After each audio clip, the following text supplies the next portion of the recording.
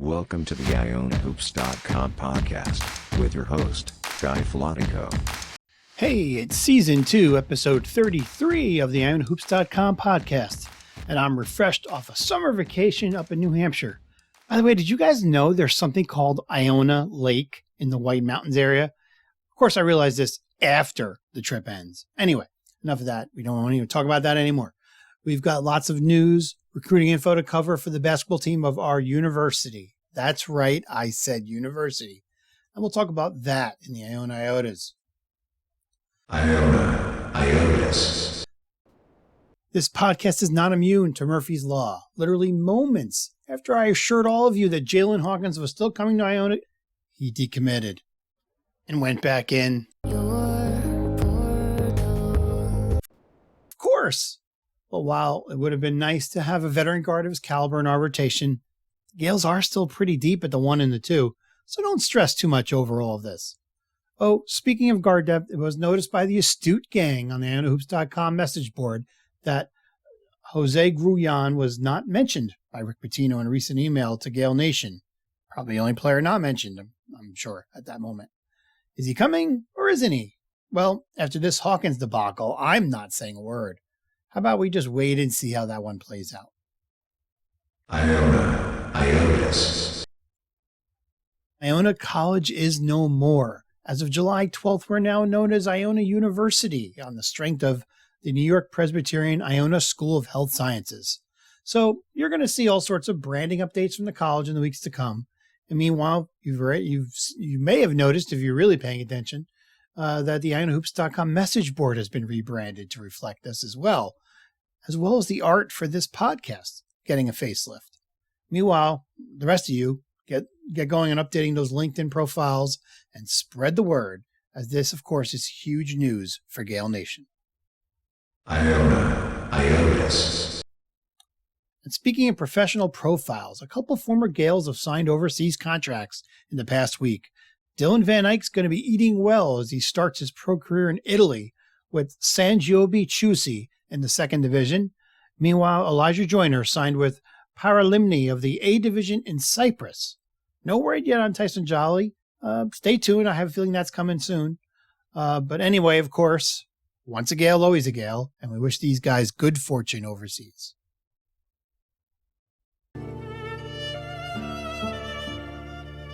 I'm going to make him an offer he can't refuse.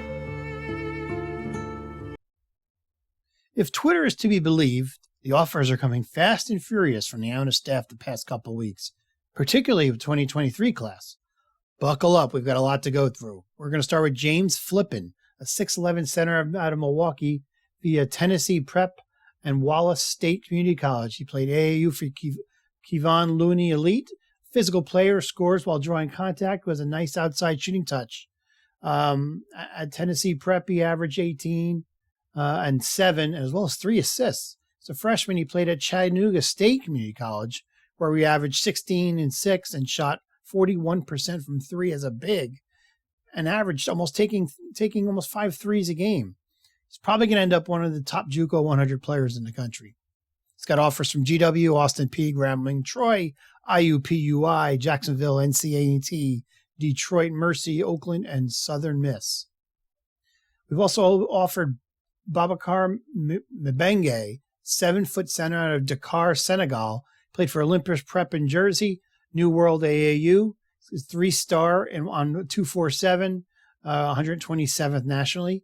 On Rivals, he's 149th nationally with 3 stars. He's got offers from Duquesne, East Carolina, Fordham, Texas Tech, GW, Norfolk State, Arizona State, Tulsa, Mississippi State, SMU, Temple, and Xavier. Now let's talk about Yaksel Lendaborg, 6'9" power forward out of Pennsauken Township, New Jersey. Plays ball for Arizona Western College, which is a JUCO. He earned that league's Player of the Year and a third-team All-American last season, averaging 12 and 11. He's a major shot blocker as well. Long, athletic, strong, good hands, great body. Offers from North Texas, FIU, Milwaukee, Jacksonville, and Lamar. Again, these are all from the class of 2023, and we're not done. Let's continue with Eli Rice, 6'7" shooting guard out of Gallatin, Tennessee. Playing this year for IMG. an AAU with Team Thrill out of Baltimore. He's got offers from URI, Nebraska, Georgetown, Bonaventure, NCANT, Murray State, VCU, and Southern Missouri State. Let's go big again, this time with Salio Sai, S-E-Y-E. That's, I'm going to say, maybe say. 7-foot center from Senegal, played for Loyalty College Prep in Texas, now playing for Ellsworth Community College. Also played for NBA Academy Africa. Good handle, athletic, quick for his size. Just starting to get his name out there. His only other offer at this moment is from Cincinnati. Still more size, Tafara Gapari. Hope I'm saying all that right. A 6'10 power forward out of Wellington, New Zealand. Plays for South Kent, AAU for Team Mello. Recently decommitted from DePaul, and previous was a commit for GW and decommitted from there. He also has a job option of jumping to overtime elite of the Australian NBL. And he's a 2023 recruit, but he could reclassify to 2022 before the end of the summer. We'll have to see. On 247, he's a 4-star prospect, 46th nationally. Rivals 4-star, 84th top prospect. ESPN 3 stars. Got offers again. We decommitted from DePaul. But he's got other interest coming in already. But he originally had offers from UConn, Maryland, GW, Illinois, Syracuse, West Virginia, Virginia Tech, ASU, Fairfield, Hawaii, UMass, Missouri, New Mexico State, Pitt, Xavier, Towson, Rutgers. You get the idea. We're not done yet. Let's talk about Okechukwu Okiki. Thankfully, he goes by Chris. He's 6'9", power forward center out of Lynwood, Illinois, currently playing at Tallahassee Community College. Didn't really start playing hoops until he was in high school, and even then was a late bloomer. Played last season at Tyler Junior College, where he averaged 10 and 6. Got offers from Austin P, UIC, Maryland, FIU, East Carolina, Memphis, ASU, DePaul, Norfolk State, Morgan State, Cal State, Bakersfield, NC Central, Arkansas State, Wichita State, and Kansas State. Still more from 2023. We're not done, people. Settle in, I told you. Elijah Gertrude, 6'4", shooting guard out of Jersey City. Plays for Hudson Catholic and Albany City Rocks. Said he's leaning towards staying in the New York, New Jersey metro area so his family can watch him play. Tough two-way player, named defensive MVP at the All-FYBI Kansas City first team in July, where he averaged 16 points on 50% shooting. Also 4 boards, 2 assists, 2 steals, and nearly 2 blocks per game as well. 3-star on 247. Offers Seton Hall, Rutgers, shockers on both of those, right? Pitt, Kansas, St. Bonaventure, St. John's, Syracuse, Temple, Virginia, and St. Peter's. We also have Michael Jefferson, 6'7", shooting guard, small forward out of Sulphur Springs, Texas. Played high school ball at Midway in Waco, AAU for pro skills, did a prep year at Don Community Prep, that's DOHN. At Don, that's in Ohio. At Don, he averaged 15 and 7. He's now at Northwest Florida State College, where last season he averaged 6 and 3. High IQ type player, good passer who can shoot it. 3 stars on 247, 3 stars also on Rivals. Got offers from Butler, OSU, Tulsa, San Houston State, Bowling Green, McNeese State, and Southern Miss. Lastly, I'm going to give some love to the class of 2024 with an offer for Matt Gilhul, a 6'10 power forward out of Elizabethtown, PA, plays for the Westtown School after transferring from Elizabethtown. He's also on Philly Pride AAU, offers from Rutgers, Bryant, Penn State, and Mississippi State. And now let's welcome Rocco Miller to the program. He's a bracketologist, a non-conference schedule expert, and a realignment guru as well. Let's see what he's got to say about the Gaels.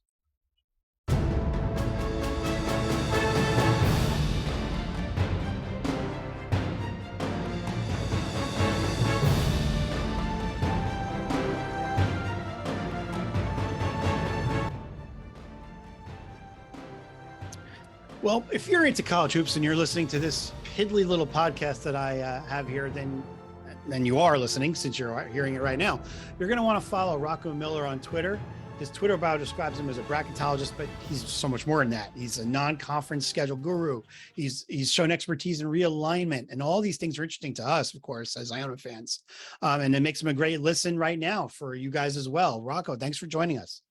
Guys, my pleasure. Thanks for having me on. How are you today? I'm great. So first of all, if you can go into a little detail about who you are beyond what I just kind of spewed out there, so Iona fans can understand why I'm having you on right now. Yeah, no problem. I appreciate it again. I've been really glued into bracketology basically since the start of Twitter, which I believe was like 2010. So this is now 12 years since Twitter started. It makes me feel a little old, but that's really when I started putting things out publicly. In terms of the art and science of bracketology, it's kind of always fascinated me. I think it first got introduced to ESPN in 1996 by Joe Lunardi. So he's going on almost 25, 30 years now. I think the early years, 96 to 06, people were just kind of seeing it, absorbing it. I don't think it really took off until maybe after 05 or so, where it just really became a part of all the broadcasts and all the different things that ESPN does. I mean, I'm at a point now where Joe and I have known each other for the last handful of years, and we'll probably start working together behind the scenes, actually starting this year, which is pretty cool. But Nice. But I looked at it as an opportunity to bring something a little different to the audience across, with Twitter being that main platform, to basically start talking about and thinking about the game in a different way. What really matters to these coaches, what really helps teams get to the tournament, what stuff really doesn't matter. I think like a lot of us over the years, you get fed whatever's on your screen. We're all watching the same games. But there's so much of that is pretty surface level and not really go into enough depth. Hopefully with the advancement of social media and websites like mine, and of course Ken Palm's emergence and all this advanced analytics that we depend on, we're making the information much better for the common everyday college basketball fan. So it's not like you're kind of flying blind and not understanding what your realistic chances are to make the tournament. So that's kind of how I really came onto the scene, I guess you could say. But my entire life, I've been what you could call a hoops junkie. I mainly played baseball and tennis through high school and college. Got cut in basketball in 10th grade. It's still probably the worst day of my life because I love playing too. But I'm only 5'11", and we had two kids transfer in that were 6'4" twins, and coach was like, sorry, we don't have a spot. I kept playing pickup throughout the rest of high school, but that day still stings. But I love the game as a whole. And I was telling you before we jumped on, growing up in Seattle, nationally, I don't think it gets the respect it deserves. I think finally some of the national attention is getting put on how the Sonics got stolen, and that still hurts. But I think eventually the NBA will come back. But so many guys from the area go to the NBA and have great college careers. The list is very long, and the culture is super strong. Unlike California and Arizona and Nevada and some of the West, Washington's gray, cold, rainy. We like to be we're indoors all the time in the winter. We're extremely passionate about sports. You probably see that with Seahawks and Mariners and other teams. So basketball is no different. And the love for college basketball, at least in my upbringing, was huge, with two Final Fours in 1989 and 95. And then also the Fab Five came through in 93 for an Elite Eight game that a lot of people forget about against Temple. So anyway, being a part of all that growing up, and now here we are today, it's just continued to evolve and grow. And just, I'm constantly looking for stuff that's interesting that not a lot of people are talking about. Well, and you hit on one thing I want to go back to. You talked about analytics and just more information being out there. We had Eric Haslam on about 2 months back. I think we had him on, and I think you know him as well.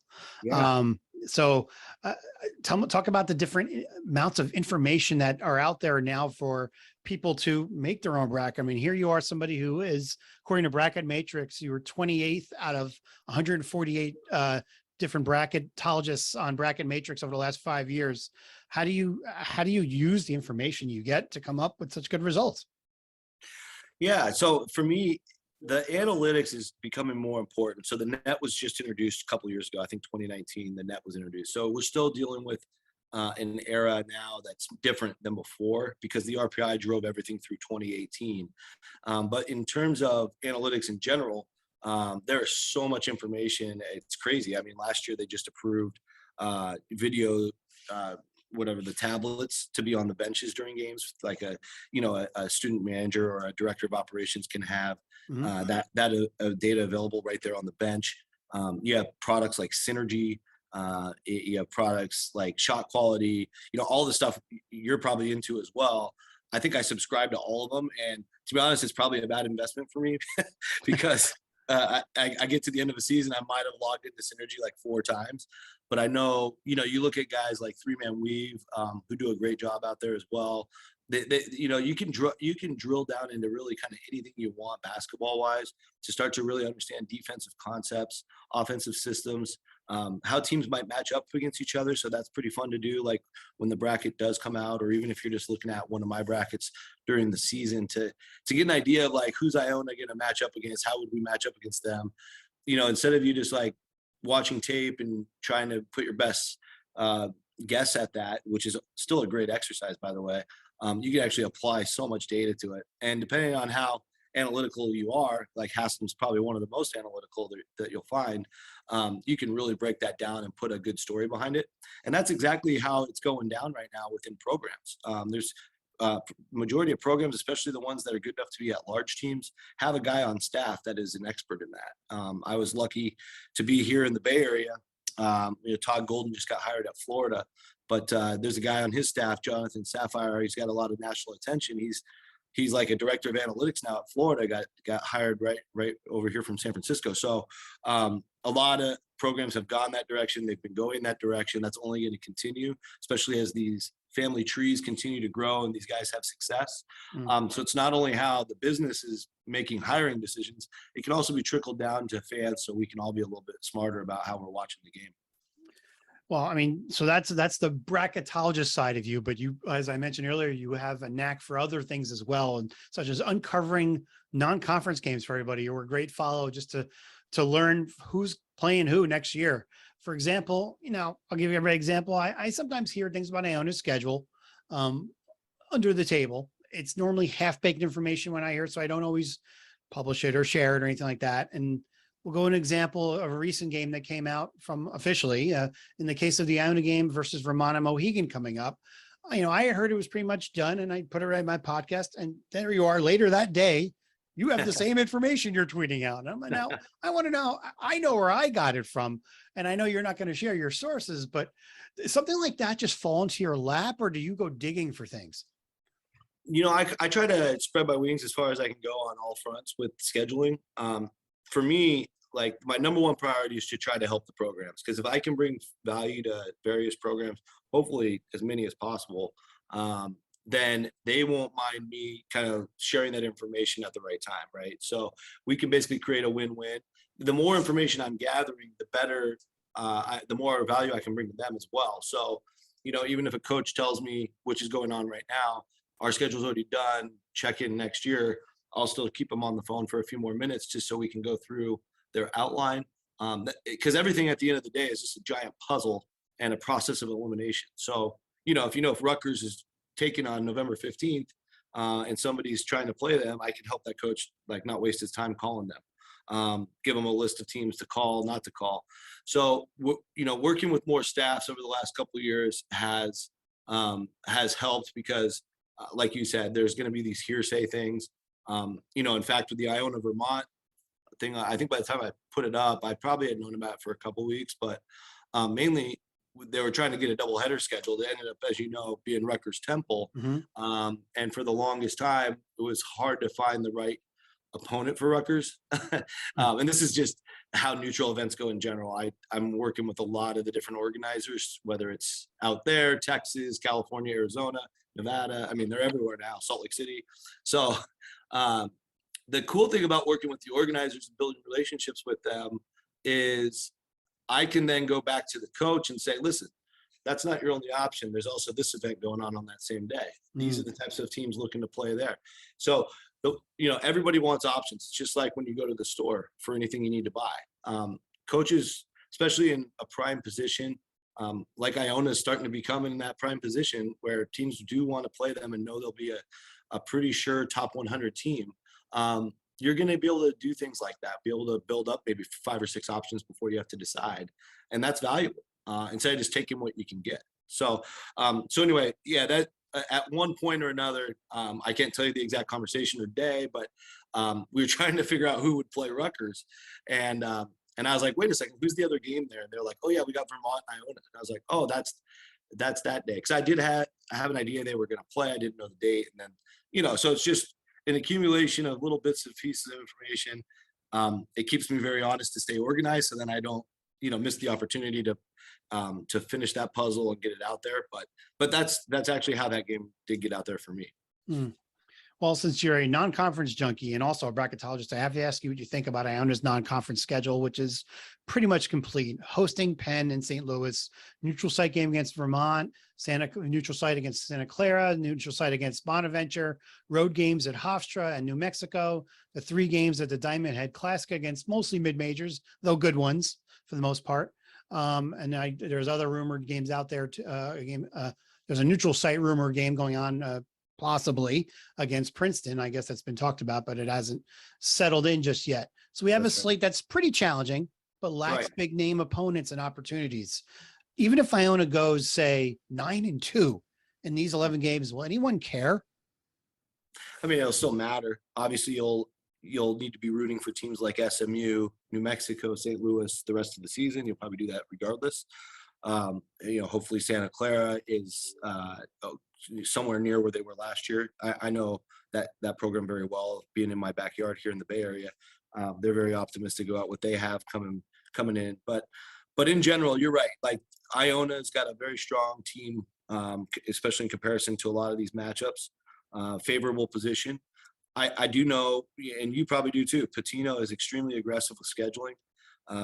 There's a lot of teams that said no. I don't know how many or who per se, but in general, Iona is kind of in that same basket as, the stronger A10 teams or maybe middle of the pack A10 teams, the middle of the pack American Conference teams, some of our stronger WCC teams, where it's just very, very difficult to get a Power 5 team to agree to play. They've had those talks with Seton Hall. They get a new coach. Not going to happen this year. You've had talks with all sorts of rumors. I think even BYU was one that was talked about for a while. And now BYU's not as confident with the team they got. So they're starting to kind of be a little bit more conservative than they were 2 years ago. So everything's a constant evolution. I think the one thing that maybe fans don't see that I get to see is that, the coaches are using these tools.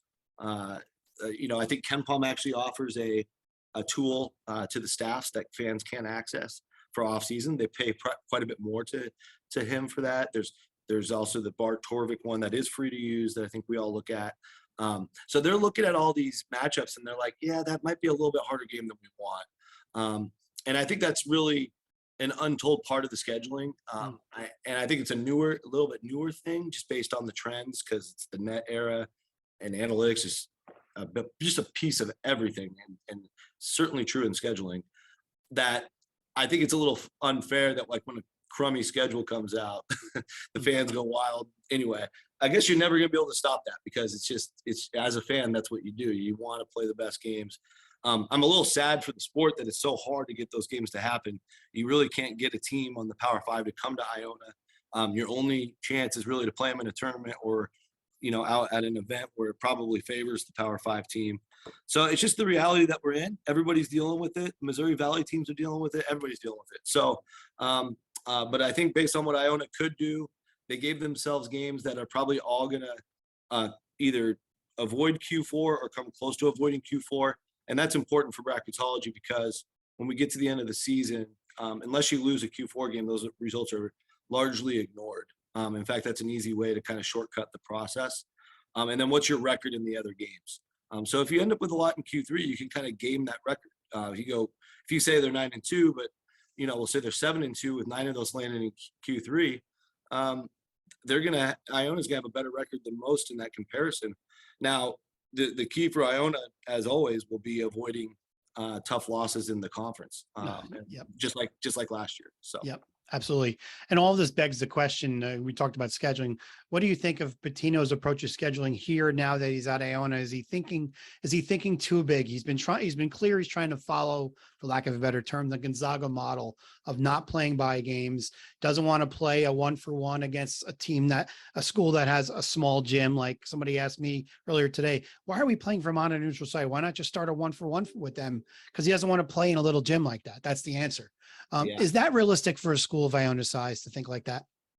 I think as long as Pitino's there, it can certainly work. Yeah. And I think it's one of those deals because you look at their schedule now versus what, the previous staff had. It's night and day. It's a national schedule, which creates a lot of TV opportunities. It also, as aggressive as he is and the whole staff is, they're knocking on the door for stuff that's coming in the future. So I'll, keep succeeding the way they did last year. And I think Iona can knock that door down and get into some bigger opportunities and events. I could see them getting invited to like the Atlantis, or I don't know about Maui, but something at that level. I'm not even trying to commit myself to a name, but that's kind of how the process works. Everybody knows each other at the top of college basketball. So Pitino certainly knows all those people, and they knock on the door. They start to prove, show the proofs in the pudding that they're a bona fide top 75, top 100 team. Then nobody's really gonna have a problem playing them on a neutral once that reputation's in place. So maybe just another year or two, and I think you'll see that start to pay off. Mm. And now that we're talking about where the program could be, I do want to take us in a slightly different direction. When you're a smaller school like Iona and you get a Rick Pitino to coach your program, you start to dream big. And as a passionate fan, indeed, if Iona was ever going to make a push to be in a bigger conference, say the Atlantic 10, now would be the time. As a realist, though, I'm not sure if Iona can make that financial commitment to make such an upward jump. And I'm also concerned about what happens when Pitino calls it quits. What do you think about all this as somebody who's objectively looking at an Iona? Well, I think when it comes to realignment, it's driven by television dollars for the most part, right? So all the big stuff we're hearing about at the very top of college sports is all Fox and ESPN. A10 is the most viable, of course, logical destination for Iona, and I think it should be the goal. I think what you saw Loyola Chicago pull off in 5 short years should give Iona people a lot of hope. Basically, as all the kind of the mentality guys like us have always had in terms of what it takes to get to another conference, in terms of, how big your school is, or, all those other factors, they really don't mean as much as how many people watch your games. Television drives everything today. And so if Pitino's getting you guys on, playing a good national schedule, even if it is just SMU, Vermont, Princeton, Penn, those games are all, ESPNU, whatever they are. All that helps with the marketability. You can very quickly become not only an A10 team, but bring you in the way Loyola Chicago's being brought in.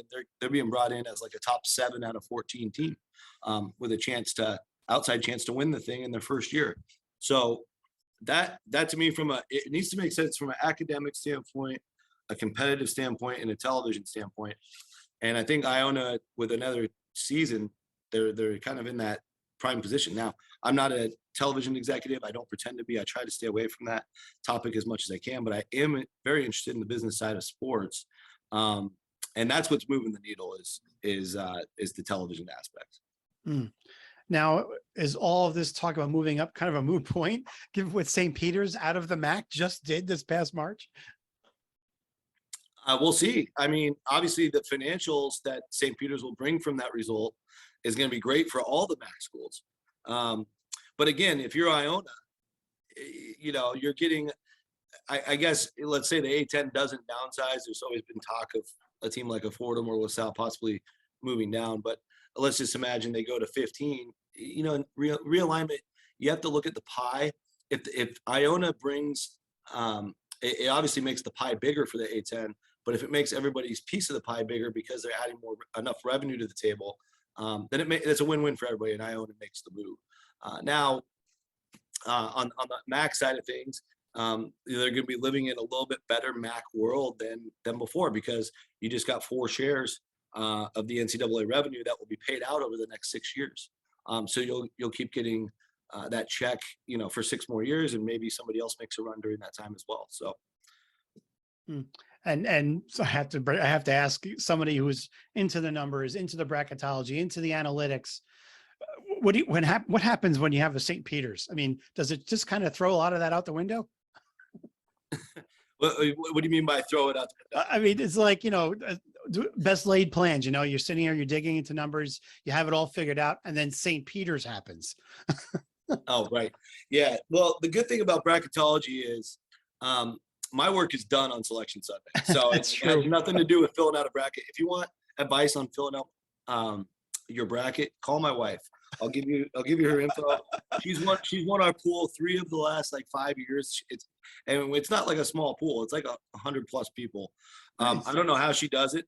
She believes in the human element in predictions, and she doesn't watch many games during the year, but she'll sit there with her bracket. She'll ask me 10, 15 questions, and then she'll be done. And whatever she does or figures out in that process is amazing. But what I do is really just the art and science of how the selection committee is thinking and going through their process.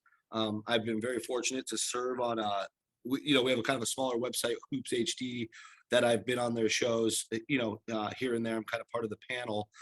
We have a 10-person mock committee every March. Yeah. Mm-hmm. Really interesting follow if you're into the process. We'll post updates every night. And the guy, Chad Sherwood, that runs Hoops HD, is well-versed in the entire process. So we follow the NCAA process to a T. And it's very interesting how it shakes out. I go in there with my own bracket, and sometimes our committee bracket turns out much different. And it's incredibly educational for what actually happens in the real committee room, because there is a voting process all the way from the 1 seeds down to the bubble.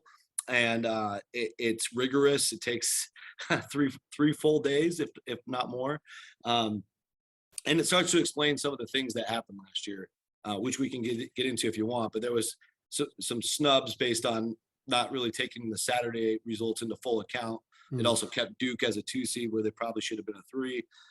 That had a major trickle-down effect and a major impact on my results, even though it still was pretty solid. It was every year you learn something new, and every committee you learn is a little bit different as well, which makes the task of guessing at it incredibly challenging. But what I pride myself on is the process element, and that's where I think I can help the common fan get a little more educated and understand it better. Well, I think you've helped us get a lot educated during this call today. It's been really informative and wonderful having you on. I love the different perspectives that you have on some things that you shared with us today. And, I hope you are as pumped for the season as we are. That's coming up fast. Be here before we know it. And I appreciate you coming on. My pleasure, Guy. I'm absolutely pumped. It's crazy to even think it's getting anywhere near close. I just feel like I'm still trying to figure out 300 more team schedules. But we're getting there quick. I think we just hit over 50 today that are totally done, and I know a bunch of teams are done that I've talked to behind the scenes that just haven't put it out there. But yeah, once all the schedule stuff's done, we'll go full force into preview season, and so make sure to check that out as well. So I appreciate you having me on. Thanks again for coming on. I appreciate it. Yeah, thank you. I'd like to thank Rocco Miller for coming on to the podcast to talk about bracketology, to talk about scheduling, to talk about realignment. He's just a wealth of information, and I'm glad I will have him on. And I'm glad that our season is progressing here, Gael fans. See you guys next time. Bye. Thank you for listening to this edition of the IonaHoops.com podcast. This podcast is a production of IonaHoops.com and its publisher Guy Filatico. The opinions shared during this podcast are those of Guy Filatico, IonaHoops.com, and any featured guests. This podcast is not affiliated with Iona College Athletics or the college itself. Thank you for supporting IonaHoops.com.